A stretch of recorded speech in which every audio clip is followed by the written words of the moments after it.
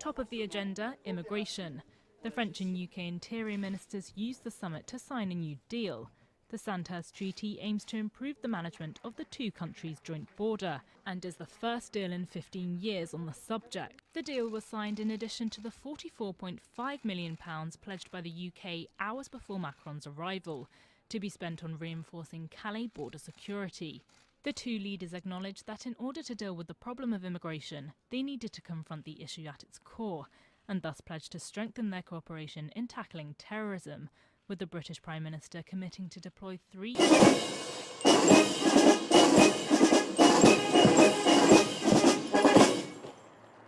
A musical welcome on the banks of the River Weser in Minden.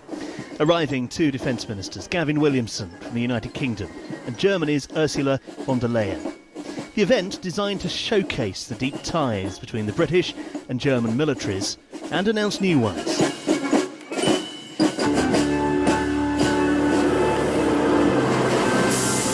A British M3 amphibious rig set to demonstrate its remarkable bridge-building prowess, shortly joined by a German M3. A clear message of shared capabilities and joint working. The Germans and the British are the only NATO countries who use this kit. They'll now work and train together at Minden, maintaining a British presence in what used to be a major hub for the British Army of the Rhine and more recently British Forces Germany. The Defence Secretary is watching as the bridge is built, finished, and is strong enough for a tank. A metaphor perhaps for the strength of Anglo-German military relations. I asked both ministers how important the joint vision statement is.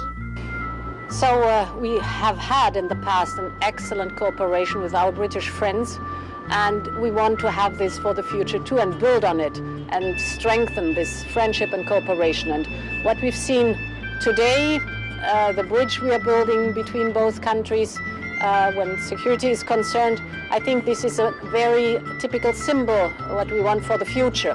It's about not training in Germany, but training with the German army. It is about actually sharing the experiences, working ever closer together. And we have such a proud history and proud tradition, and not just in the military sphere. Next, a helicopter ride across Germany. Drawdown had meant British forces would leave here forever by 2019. Now there's a commitment for the British Army to train here going beyond 2020. The assault tank will try and move whilst the last... Here's why it's so useful. ...into the enemy bunkers. The range is at Augustdorf, near the British base at Sennelager. Perfect for a Challenger 2 main battle tank run-out.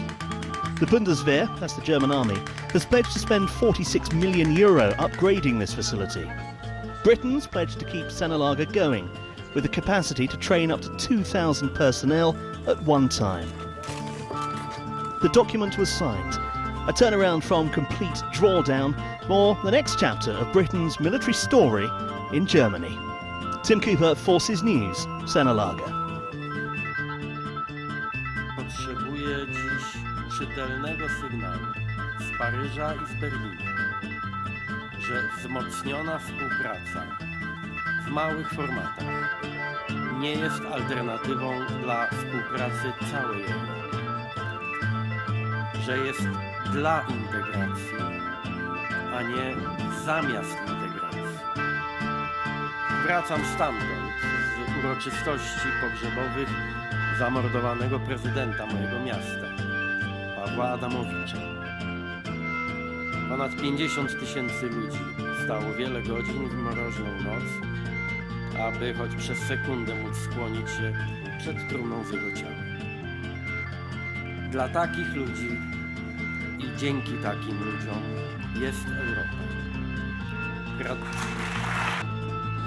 A visit intended to strengthen close ties between neighbouring nations as the UK prepares to leave the European Union in 2019.